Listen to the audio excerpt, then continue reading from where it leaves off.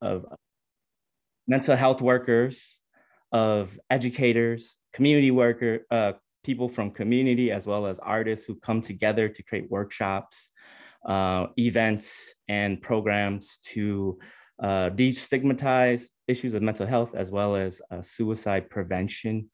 And Ia has also been a 2019 Bush Foundation Leadership Fellow, focusing on culturally appropriate mental health services.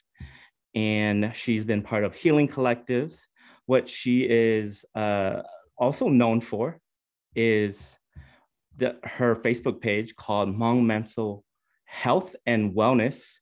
And there's there's many significant aspects of it, but there's two that stand out to me that I wanted to just share before she starts. One is when she had the quote about language loss. Dear Hmong kids who aren't fluent, it is not shameful or personal failure. It's an example of loss associated with historical trauma. And this is also connected to her coming to speak, on behalf of Suni Lee, who was asked by a reporter to speak Hmong. And when she struggled, she got a lot of criticism. So because of that quote, though, she was, covered by Laura Ewan, a local journalist at Star Tribune, as well as a radio segment on NPR with Angela Davis called The Heartache and Grief of Losing Your Parents' Language. And then the last quote, or the second one, I should say, is the one where she quoted in response to "This is why Hmong people don't have a country," which is what a lot of Hmong people say. Her response was, "Hmong people don't have a country because it was never a priority to dominate, own, or colonize. We just want to live in peace." And she'll definitely have her opportunity to speak more about it, but everybody give it up, with any type of digital claps you can for Ia Xiong, Dr. Ia Xiong. Thank you for joining us today.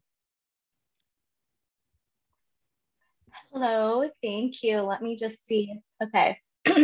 Yes, the digital claps is great, and just using the emoticons are really helpful. I think the hardest thing about doing this virtually is I like to see people's faces and I like to be able to connect with folks, but we'll do the best we can. Thank you to Psych for that lengthy introduction, that very nice introduction. I'll go ahead and just jump right in. I know that I have about an hour here to get through things, and I have a lot to unpack here. So I'll go ahead and share my screen here.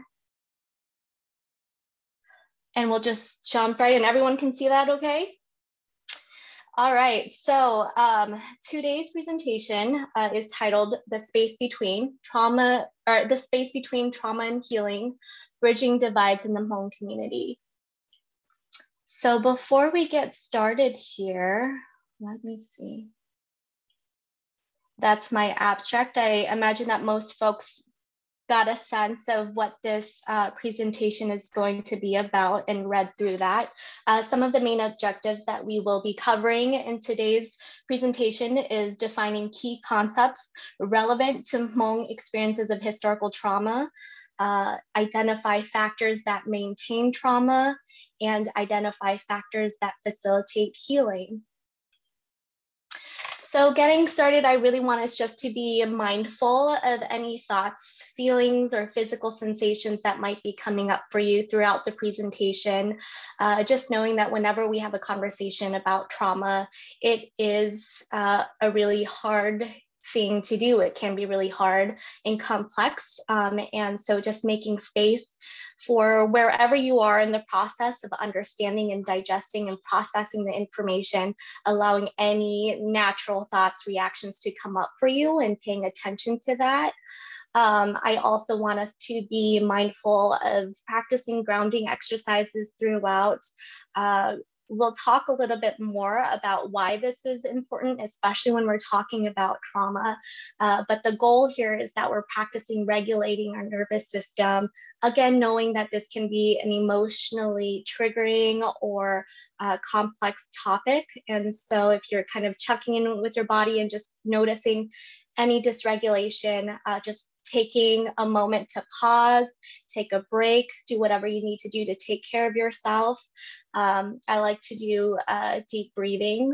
So as we're getting started here, just taking a few deep breaths. I will go through it with you. So in your own time, 3 deep breaths.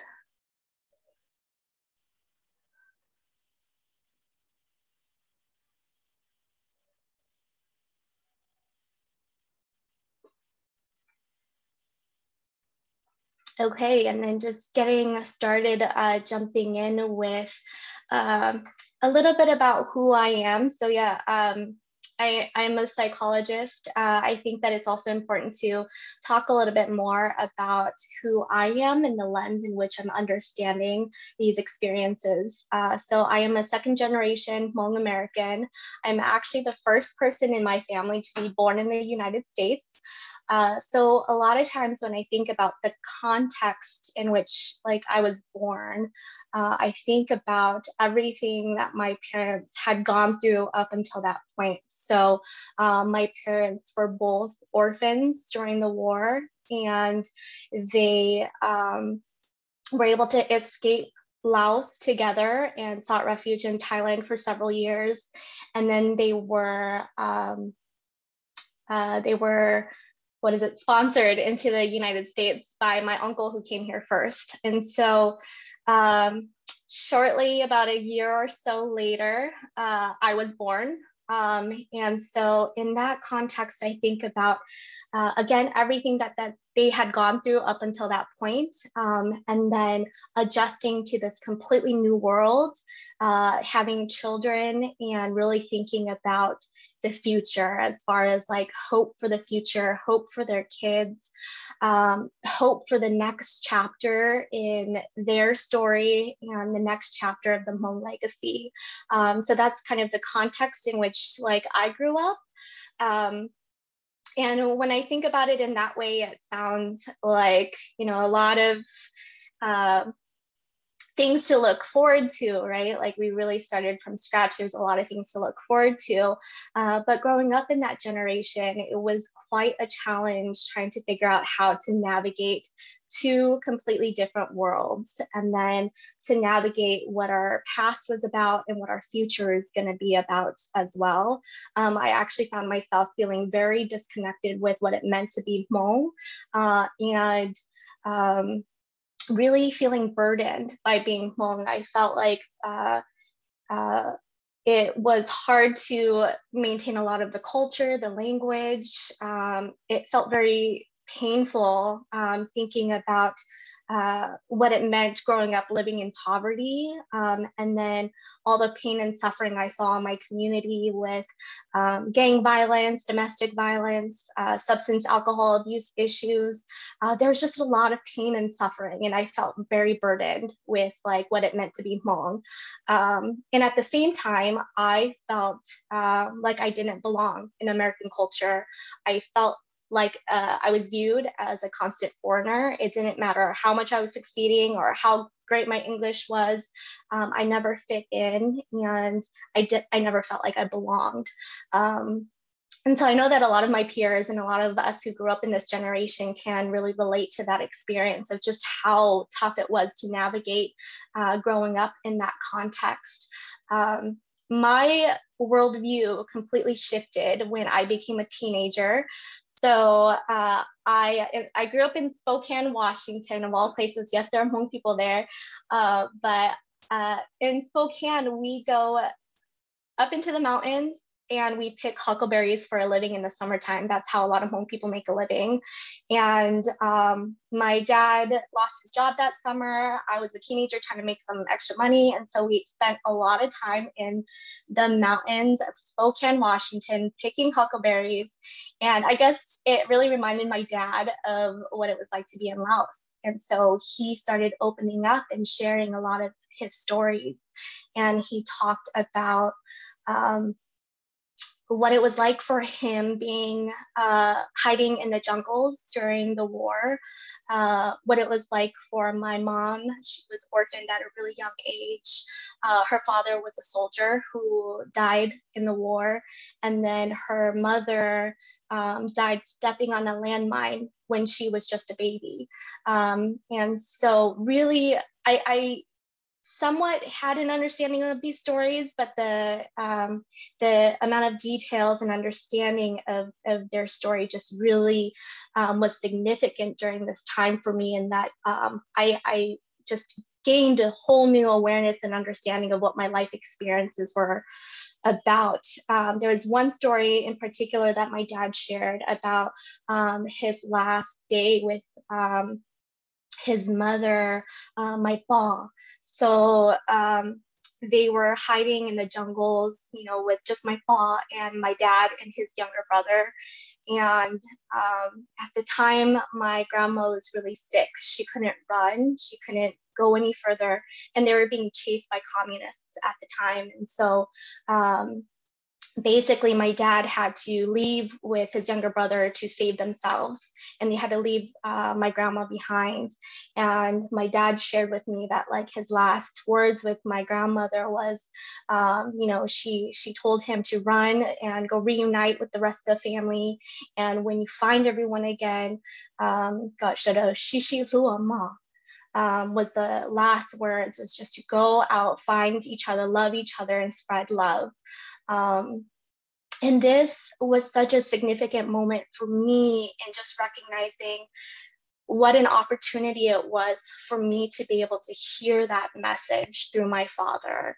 And it changed the way I viewed myself, and it changed the way that I understood my experiences. Up until this point, being Hmong just felt like such a burden, but this began to shift my understanding of just how much we've gone through, how much strength and resilience we've been through, our ability to survive. And then it connected me with what it means to really be Hmong, and the stories we always hear about, you know, Hmong, Hmong, all these messages about love and freedom and our independence.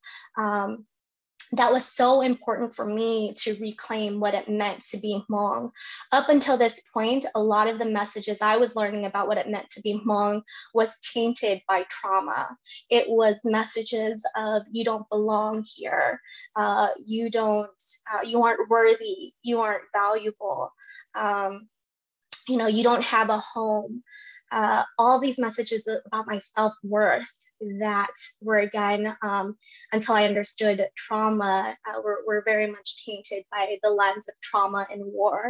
And so jumping then into the conversation about trauma, I became invested in first just understanding trauma, how it impacts people and how it impacts a community. I'm gonna breeze through these concepts pretty quickly. Feel free to ask any questions if I'm going too fast.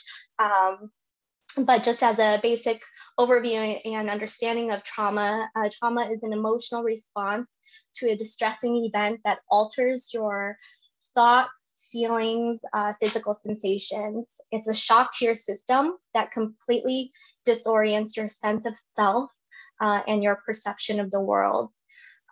In the DSM and how we view things in Western perspectives of mental health, it is exposure to actual or threatened death, serious injury, or sexual violence. And so I'm a visual person. I just kind of view it as like this explosion. That's basically what trauma is. It's an explosion, an event or experience that happens in your life that completely disorients your ability to connect with who you are, to connect with the world and the people around you. And so you are no longer the same. The world is no longer safe. People are no longer safe. Again, it just is this explosion that completely disorients you and then makes it really hard for you to feel connected with the world around you. So different types of trauma include acute trauma.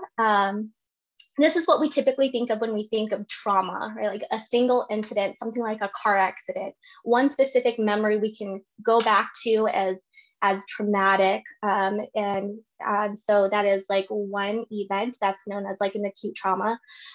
Chronic trauma is more repeated and prolonged exposure. So it's an event like domestic violence or abuse, where it's the same thing happening over and over again, repeatedly and over time.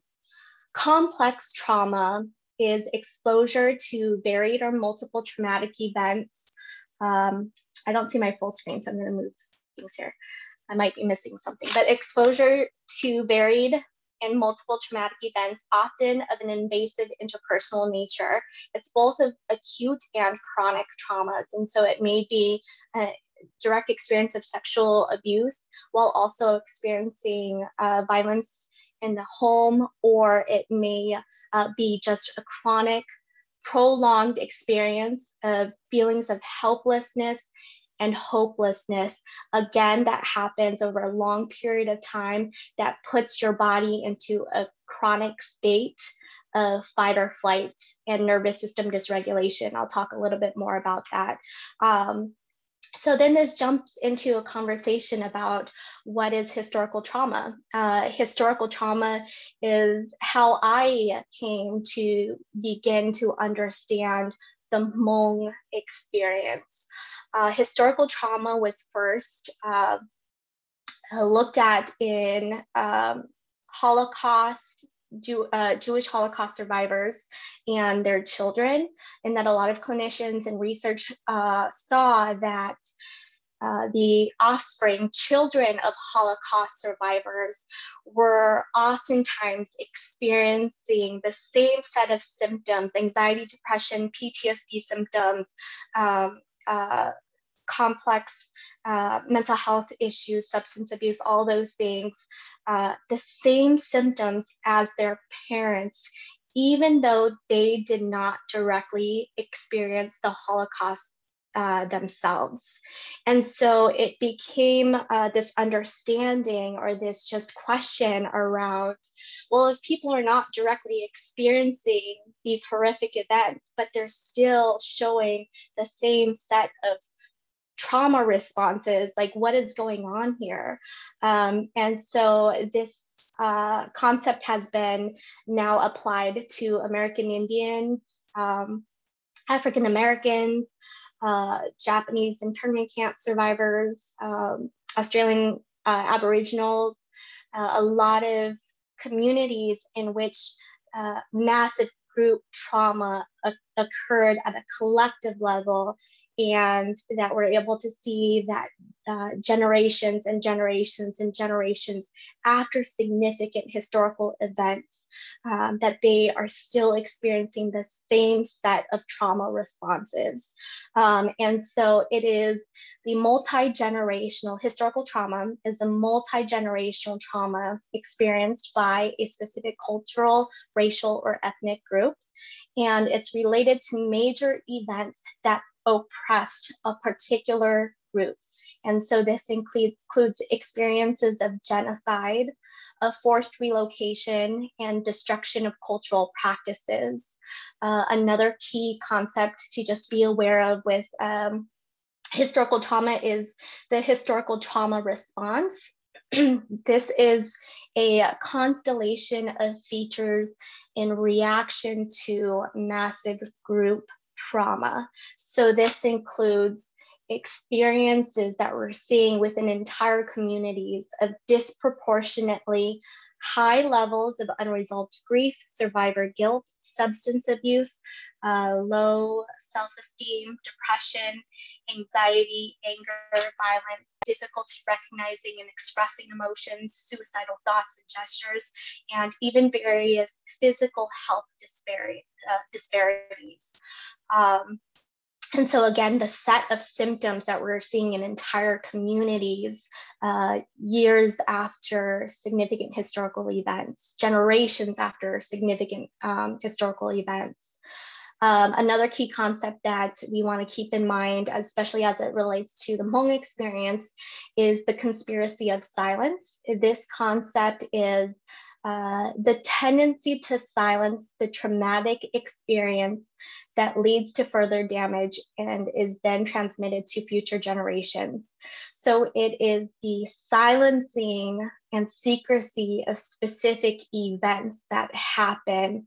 It happens through survivors. So survivors not wanting to speak about their experiences because it's too painful, or they're trying to protect their children from understanding what they went through. And so this tendency to silence, but that can lead to the transmitting of trauma.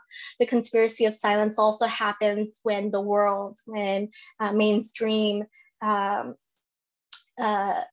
tends to silence or dismiss experiences. So this is like when people believe that the Holocaust did not happen, or when people cannot identify with what happened. Oftentimes it's coming from a place of the events were just too horrific to believe or to really acknowledge and make space for. But again, that this tendency to silence these types of events can actually be a factor in how trauma then is passed down from generation to generation. What I think is helpful in talking about historical trauma is also a conversation of what is not historical trauma. I'm not going to go into too much depth with this just for the sake of time, but historical trauma is not only individual trauma. It's not just directly experiencing a traumatic event like acute trauma. It is an entire community, a collective experience that went through the same events that we can point to. It is not simply, or I guess it's not natural disasters. And so something like a hurricane may devastate an entire community. What makes this different from historical trauma is that ideally, in theory, after something like a natural disaster, the community is able to come back together, regroup, make sense and meaning out of the experience, practice initial cultural practices as a way to heal and move forward in the experience. A key component of historical trauma is the destruction of cultural practices. So in the events of genocide and forced relocation, communities are no longer able to come back to their homeland, to come back and practice and understand things in the way they always have, and to make meaning in that way. And so it can become then a barrier to healing because we aren't able to come back together as a community in the same ways. And then historical trauma is not simply about the past. It's not just about past events. It's actually about how past events now shape the current world. And so it's things like the secret war, which we will talk in a little bit more depth, and being viewed as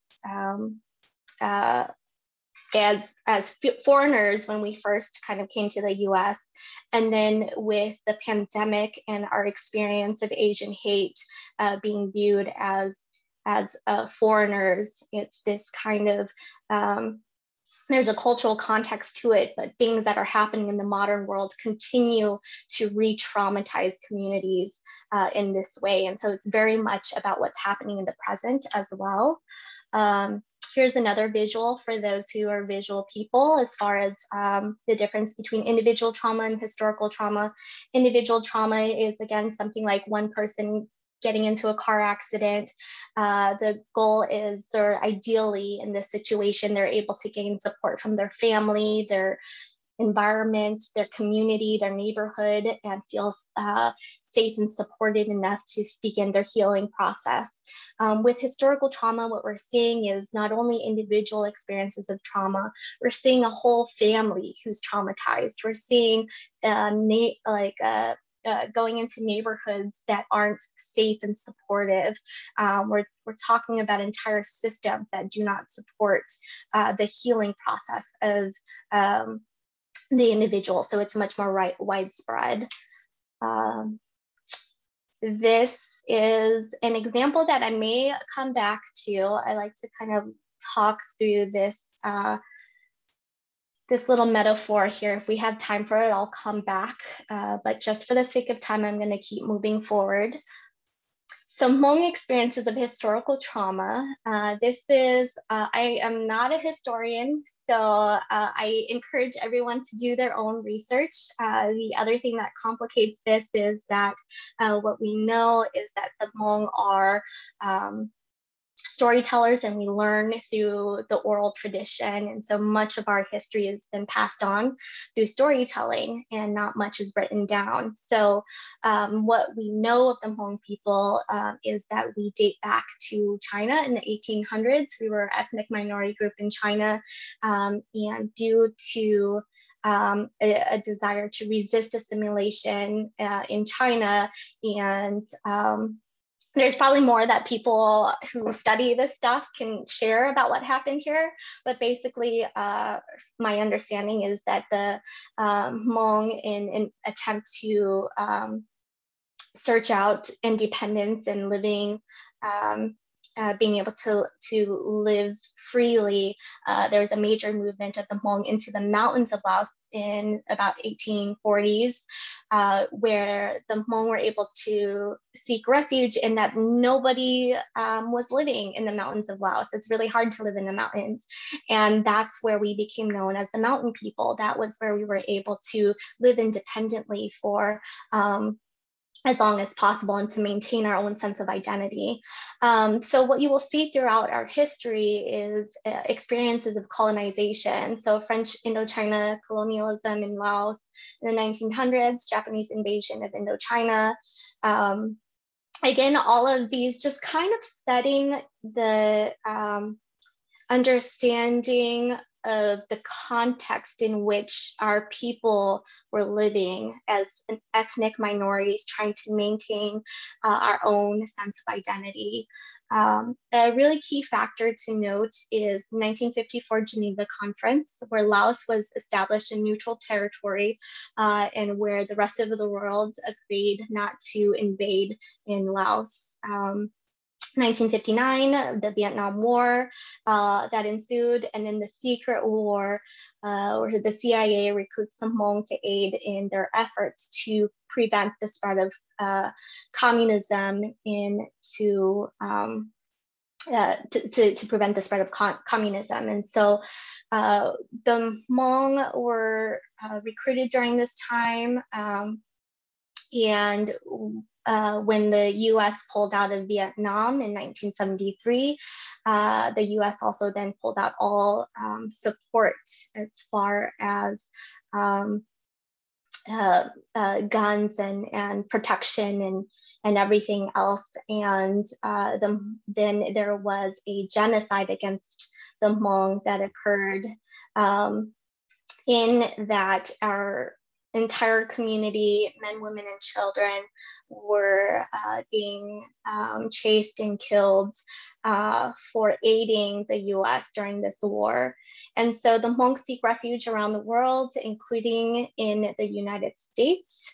What's also kind of interesting to just pay attention to is that it's not until 2016 that a US official actually officially acknowledges US involvement in Laos. And so this is all just important context for us to keep in mind when we're thinking about the impact this history has on the Hmong people and our experiences. Some important quotes that I will just go over. I'm probably not going to talk too deeply about them, but again, just to set the tone of understanding a little bit more about kind of the context of Hmong history, right? So 1961, President Kennedy makes a statement. I want to make it clear, speaking to the American people. So I want to make it clear to the American people and to all of the world that all we want in Laos is peace, not war, a truly neutral government, not a Cold War pawn, a settlement concluded at the conference table and not on the battlefield. Our response will be made in close cooperation with our allies and the wishes of the Laotian government.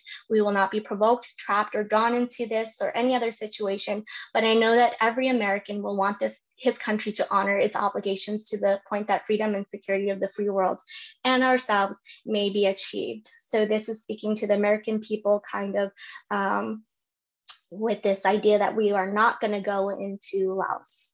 1969, this is when the secret war at this point has already begun. US CIA is in fact in Laos and does in fact recruit the Hmong.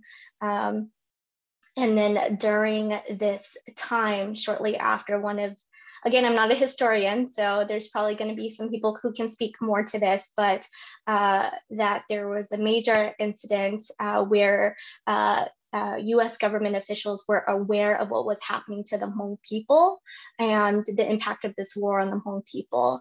And what was discussed in these secret hearings, US states government officials maintained that the US had no moral commitment of any kind to Laos, no written, verbal, or moral obligation to the Royal Lao government or to General Beng Hua and his Hmong soldiers.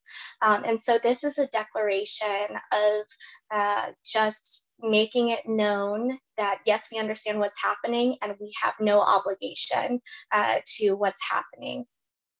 Fast forward 2016, when President Obama visits Laos for the first time. And this is the first time I have ever in my entire life heard a president speak about this issue. So it's pretty significant to just, again, think about that context and the generation being raised with very little information or history about the Hmong people in the secret war. So in this event, President Obama states, "I realize that having a US president in Laos would have been once unimaginable. 6 decades ago, this country fell into civil war, and as the fighting raged next door in Vietnam, your neighbors and foreign powers, including the United States, intervened here. As a result of that conflict and its aftermath, many people fled or were driven from their homes. At the time, the US government did not acknowledge America's role. It was a secret war, and for years, the American people did not know.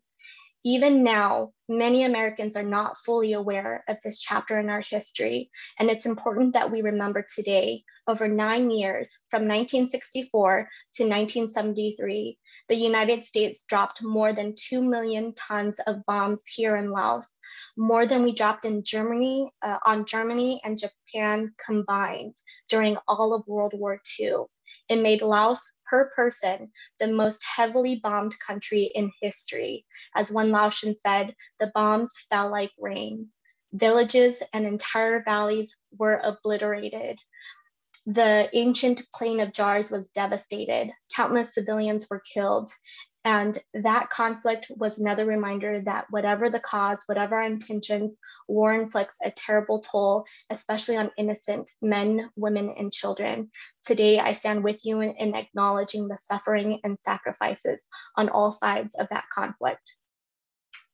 So again, there is not much I'm going to explore with this, but just for everyone to be paying attention to what comes up in your own system as you're kind of hearing some of these key quotes throughout time.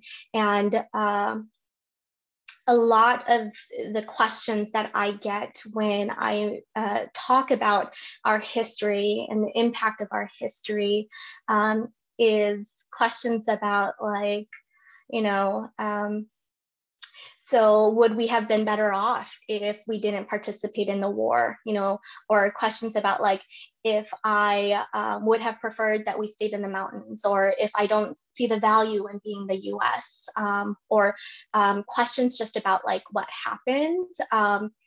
And in my perspective of things, the question for me that it's less important to focus on what should or should not have happened, because there is no answer to those questions. There is no knowing of what was in the best interest of the Hmong people and the Hmong experience, or what would have happened.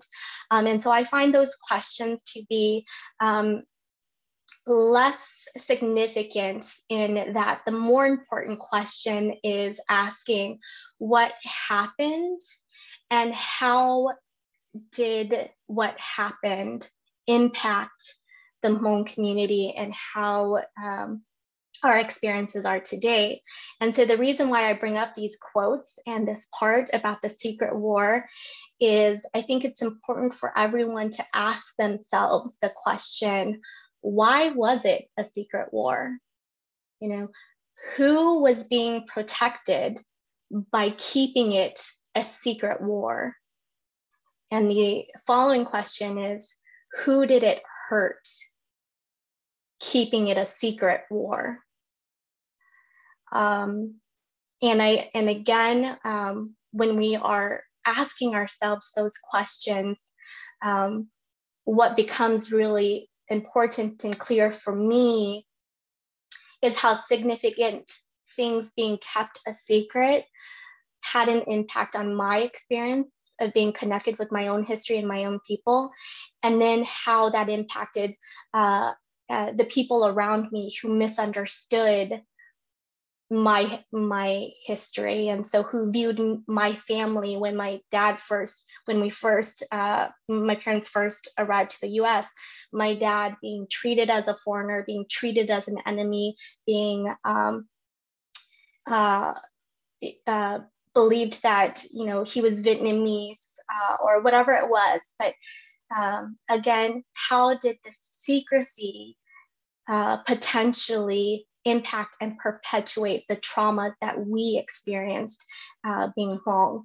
And so again, just some questions to keep in mind, taking notes, being mindful of any thoughts, reactions, or feelings that might be coming up for you around this. I know that people have a wide range of reactions and feelings around this, and I think it's completely okay for people to be in different places. Again, I think what's important is really having a conversation about the fact that it was a secret war, why it was the secret war, how the secrecy has impacted our community. And so moving forward to understanding cycles of historical trauma. Again, just another visual that a history of trauma and historical trauma then leads to traumatic stress reactions, including grief and other strong emotional and physical reactions in our bodies. It completely dysregulates our nervous system. And when we are experiencing nervous system dysregulations in our bodies, we're more likely then to have an increased risk of substance abuse and dependence as a way to regulate our nervous system, an increased vulnerability to suicidality and mental health disorders, including PTSD, anxiety, and depression, which then can lead to increased experiences of additional traumas, including accidents, violence, physical and sexual abuse, and then again, passing down histories and legacies of trauma from generation to generation. Another way to view this is just with this meme that's been going around of just noticing how, again, symptoms of trauma can be passed down through generations, and that we're in a place now in research where epigenetics is really even being able to identify how our genetics change over time as a result of exposure to chronic, complex, long-term trauma. So trauma in the nervous system, again, this is just something that's really important for us to understand, that our body's natural system to protect ourselves and to keep ourselves safe is to activate our nervous system into a fight or flight response whenever there's a threat, whenever our safety is in threat. And so Let's just imagine that we are driving down a road and a ball comes in front of us, just comes in front of us, right in front of the road. Our natural body system will either go into fight or flight. So either we slam on the brakes and we stop and we pause, our whole body kind of shuts down, slows down. And this is kind of states of depression that we start to see when we're in this place for too long. Ideally, when something like that happens, we slam on the brakes, the ball rolls by, our body is able to come back and regulate itself and come back to normal, and we're able to then slowly put on the gas pedal and keep moving forward with our lives, and we are able to just enjoy the ride. We're able to kind of look at the scenery around us and really just kind of take it in. We're able to, again, regulate to a sense of place of safety. Our nervous system is back online. When an individual experiences something traumatic, and when we're talking about collective experiences of trauma, what happens to our nervous system is that it gets stuck in either the brake pedal or the gas pedal. So either we've slammed on the brakes and the ball has rolled by, and we are, and even though that threat is no longer there, our bodies are in a state of shutdown. And so we may feel very disconnected with our own bodies. We may feel very disconnected from the world around us. Again, these are states of depression, just thinking of slow, kind of stuck. Or our systems can get stuck in the activated response system. So it's kind of like getting stuck on the gas pedal, where something happened and it shakes our system, and we slam on the gas pedal and we just start speeding through. But it's more from a place of like, I need to get the heck out of here, and constantly then being on the go, and our nervous system then being in a state of activation. And so again, with chronic long-term trauma, our nervous systems get stuck in these different places that then affects our bodies, in that it is creating a lot of stress hormones in our bodies at the, in a chronic way that can lead us to then want to eat comfort foods or do other actions, behaviors to try to regulate our nervous system. So again, all just things to keep in mind when we're thinking about trauma, its impact on the bodies, and how it's passed on from generation to generation. I do this, I really started to explore trauma, and I do these talks on trauma because I really believe in the process of healing and understanding how we can move towards places of healing. And so healing is our natural ability to repair ourselves, to come back to whole, and to continue functioning, resume functioning the way that we always have been. And so instead of that explosion where everything's kind of in pieces and we're feeling disoriented, that we're able to piece all of the things back together, we feel whole and complete. When we think about physical health, this is an easy concept for us to understand.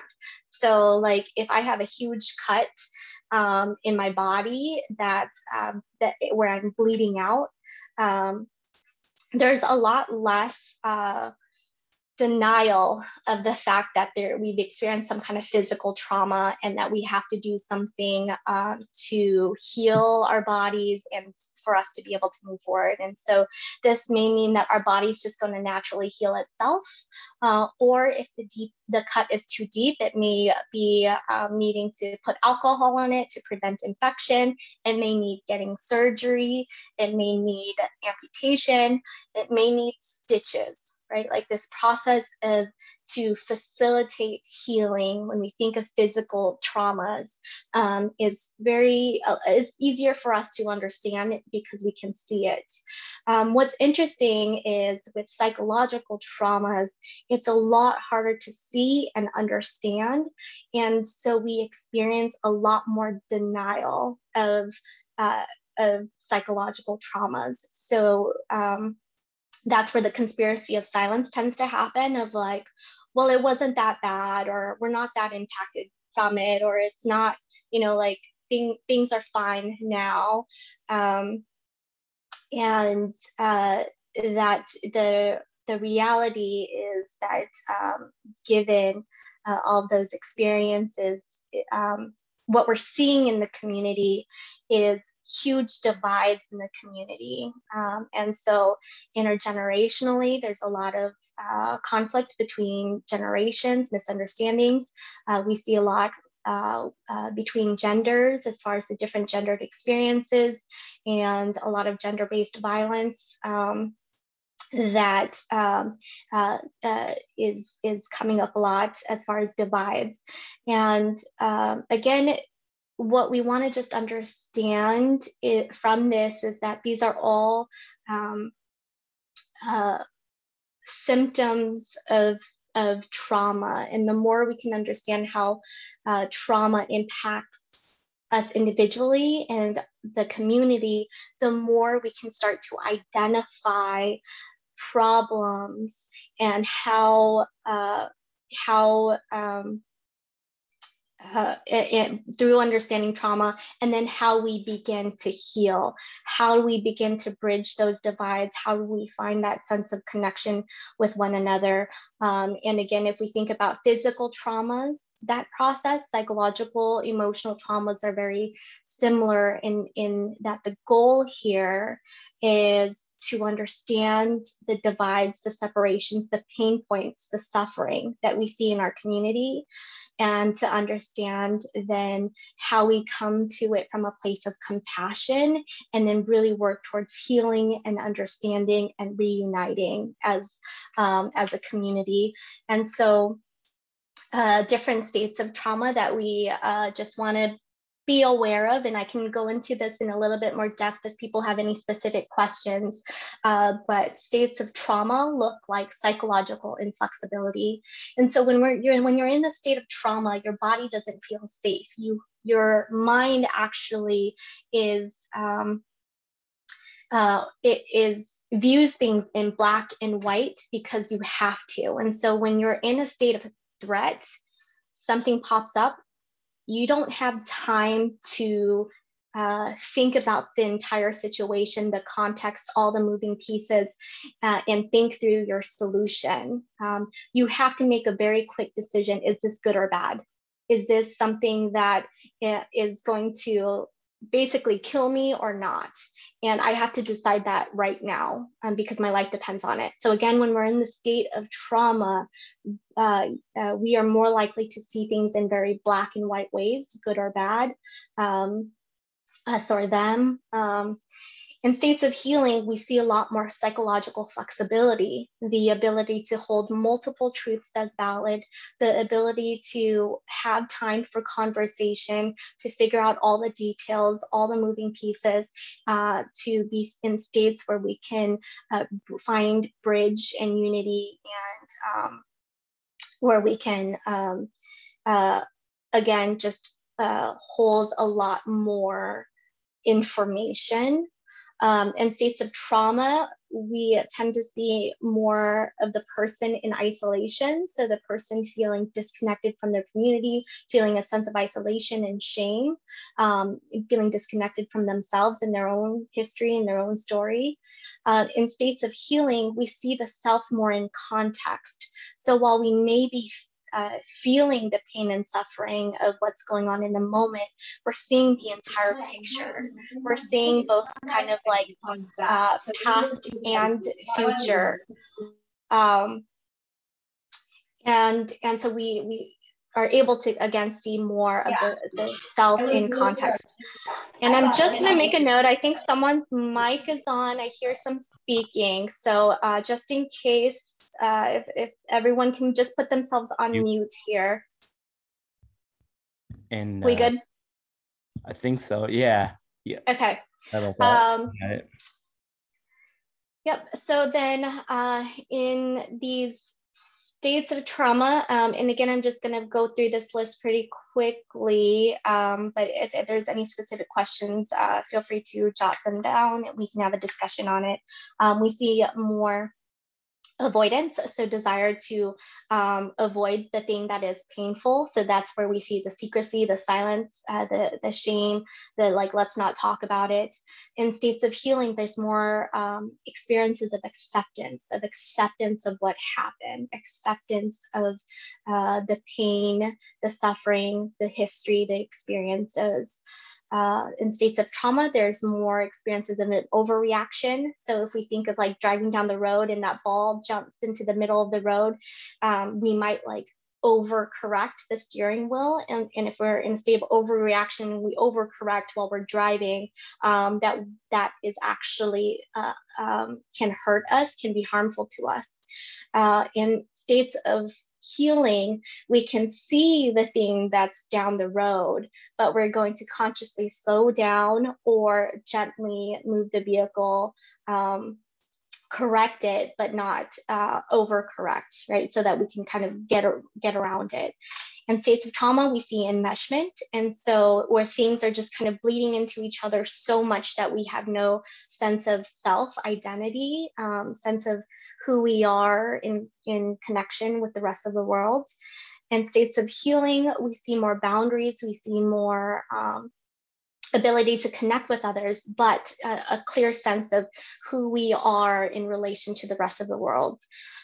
In states of trauma, we see feelings of disconnection. In states of healing, it's more a sense of connection with who we are and how we relate to the world. States of trauma is more kind of assimilation, like being in a melting pot and having to let go of who we are to survive, is more kind of assimilation. States of healing is more of acculturation, of understanding the need for change in new environments, but not losing a sense of identity and sense of self in that process. States of trauma, we see a lot of disharmony, again, just not feeling closer connected, not feeling a sense of harmony with ourselves and with our community. In states of healing, we feel a lot more harmony. Things are just feel smoother in our relationships and how we interact with the world around us. In states of trauma, we're experiencing hopelessness versus feeling hopeful. In states of healing, states of trauma, feeling oppressed and helpless. In states of healing, experiences of empowerment and feeling empowered. In states of trauma, we're experiencing a lot of scarcity. Things are never enough. There's never enough. In states of healing, there's more experiences of abundance. So again, just to get a sense of what the differences feel like in the different states. And so what factors, as we're kind of wrapping up today's discussion, exploring what factors maintain trauma, my understanding of it is really understanding the nervous system, that when we are in states of dysregulated nervous systems, that states of trauma, that we experience more hyper alert systems that contribute to black and white thinking, overcorrection, anger, and anxiety. That then can lead to further traumatization. Or if we're experiencing the detached or withdrawn systems, it can contribute to secrecy, silence, shame, not talking about things, not finding solutions to things, avoidance, a sense of isolation that maintains experiences such as unresolved grief, that then can be, again, transmitted to our community and the generation after us. And so when we're experiencing, again, dysregulated nervous systems, we're in a chronic state of stress hormones that contribute to behaviors such as addictions to gambling, spending, eating, substances, and other strategies to cope. So we can now begin to understand how it can, being in states of trauma can lead to these other mental health conditions. And then it can also lead to significant physical health problems, that it can lead to comfort eating, and it can lead then to what we're seeing in our community is significant health disparities. And so then it leads to a sense of disconnection from the self and one's community. And then what factors facilitate healing? In my understanding of trauma and the goal as we're kind of moving forward to states of healing, it's practicing and understanding how we begin to live more in a regulated nervous system. And the more we understand our bodies, the more we understand trauma, the more we're aware of how it shows up in our daily lives, the more we can practice consciously practice letting go trauma, working through the feelings, the grief, all the complex emotions that come with it, and really kind of allowing it to, and practicing regulating our nervous system. And so instead of being stuck with that brake system on or stuck with the gas pedal, that we're able to kind of use it as necessary, the brakes and the gas pedal, so that we continue down our journey, not from a place of fear, but more from a place of like just getting to enjoy the drive and getting to enjoy the scenery around us, not necessarily being in a rush to go anywhere. We're still kind of moving forward and enjoying that journey, but not also feeling stuck, completely stuck in our lives as well. And the more we get into these states of nervous system regulation, the more we tap into creativity. That's where we find creativity in the arts, that those are all very much healing processes that allow for constructive problem solving. And so instead of the black and white thinking where we may be experiencing more and more divide and more us versus them, that we start thinking more about what is the problem and how do we come together to think of some solutions. In these states, we can experience more storytelling and meaning making. So all the connections that we start piecing back together, the pieces of who we are, to reclaim our identity, our culture, and our traditions. In a regulated nervous system, we are releasing emotions and grief that is like lodged into our bodies. That crying is our body's natural way of releasing the pain within us. That we're experiencing more levels of compassion. So we're approaching situations from a place of compassion versus a place of criticism, so that we can really work at problem solving and not creating further divide. And that in this place, we're then able to experience more connection to ourselves and more connection to our community. And so the last slide here that Jusik had mentioned early on when he was introducing was this. This was one of the posts that I had made in the Hmong Mental Health and Wellness page.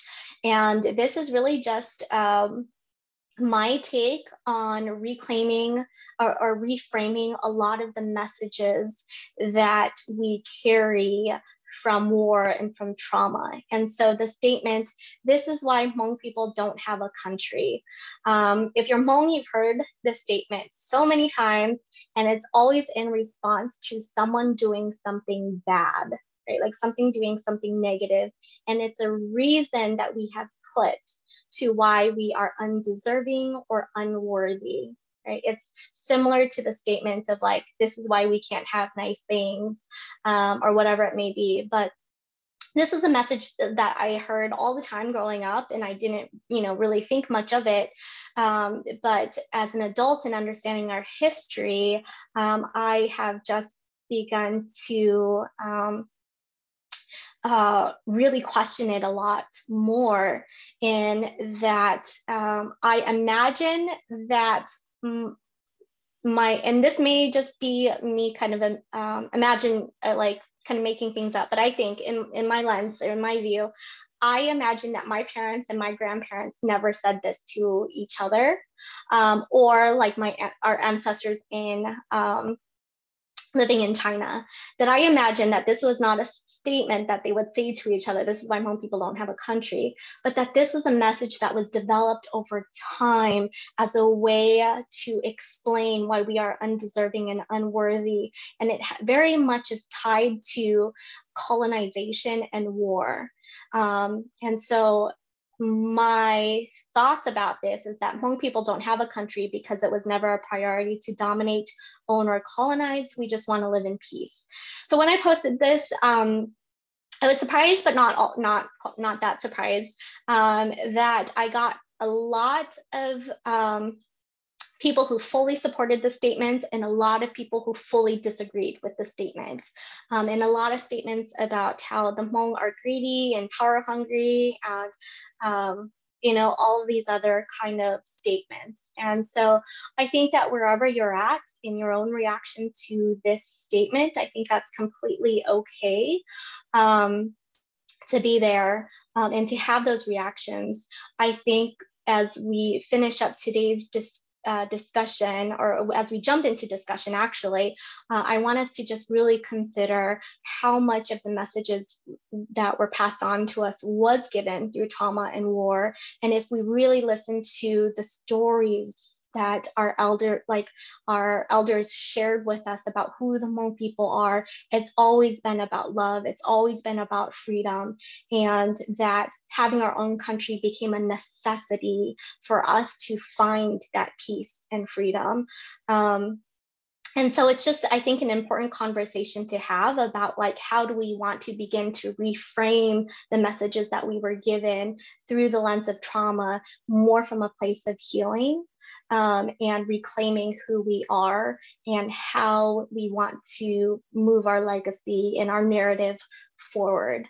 And so, I think some conversations that we are going to jump into, I know that we are out of time, is how do we begin to bridge this gap between trauma and healing? I think that this is just kind of, we're at a starting point of just having a platform to begin talking about these things from the lens of trauma.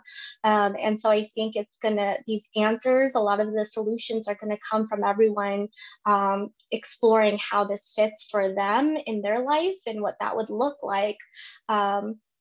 And this would be more of a conversation. I don't believe I have the answer to that, but I do have some ideas as far as a lot of the intergenerational conflict that we see in the community.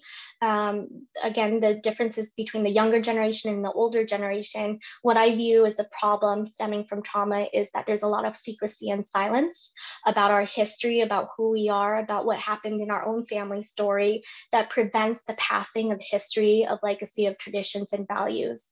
And so I imagine that some of the solutions would be storytelling. My dad sitting with me in the mountains of Spokane, Washington, sharing his stories, and how do we connect with the different generation through storytelling, meaning making, and accepting that change is necessary, right? We're living in the modern world. We're not living in the same world that like my parents grew up in, yet. So there's a psychological flexibility, acceptance that change is happening while staying grounded in our shared values. So exploring gender-based violence, my view of the problem is that we have a lot of people with dysregulated nervous systems that contribute to violence and abuse. And so people running into relational problems with dysregulated nervous system and maybe overcorrecting in situations that lead to a lot of harm. My solution to this would be going to these issues from a place of compassion, of understanding what happens to our bodies. How do we regulate our nervous system? How do we work at conflict resolution in a way that unites us, in a way that we view this problem as a shared problem, not just a women versus men problem, but as our community's problem that we want to come together and work together with from a place of compassion.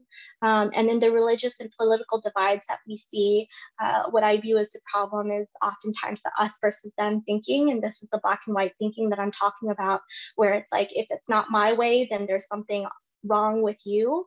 And I think that the solution here is finding the middle ground, the acceptance of the differing truths, and being able to hold multiple truths and to hold one another with the same respect is kind of how I view as moving forward. And so I'm going to wrap up with this quote. I know that moving to this place of healing can feel a little bit like idealistic. I think I've gotten comments of people saying like, oh, you just like want us to feel good about, you know, you just want to kind of make things up to make us feel good about ourselves or something like that. Which, you know, I think at the end of the day, my goal here is to really understand the impact of trauma and to work towards places of healing and to come together to find solutions really so that we can work at getting to places of healing for the next generation. What are we going to pass on to the future generation? And so I will conclude with the quote: "We will never have a perfect world, but it's not romantic or naive to work toward a better one." That is from Qdoba's takeout bag that I found that it always just kind of sits with me. So with that said, I want to just open up to discussion and conversations around all the concepts that I went over. I know I went through them really fast. There's still like a lot of details and things to unpack, but if there's any conversations about that, and then also what you're seeing in the community and solutions, or what you see are solutions around what's happening in our community as well. So I will leave it there to begin our discussion.